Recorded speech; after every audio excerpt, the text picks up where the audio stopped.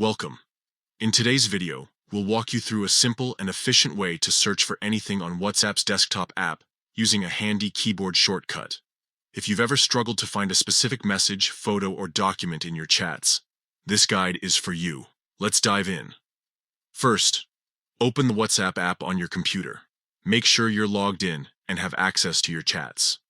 Once the app is open, you'll see all your conversations neatly listed on the left-hand side of the screen. Now, here's the magic trick. Press Ctrl + F on your keyboard. This shortcut will instantly bring up a search bar at the top of the WhatsApp window. It's a quick and easy way to activate the search function without having to click around. Next, type what you're looking for into the search bar. You can enter a keyword, phrase, or even part of a name, whatever helps narrow down your search. As you type, WhatsApp will automatically filter through your conversations and display matching results in real time. Once you see the results, simply click on the one that matches what you're looking for. WhatsApp will take you directly to that message or file within the chat. If there are multiple matches, you can scroll through them to find exactly what you need, and that's it.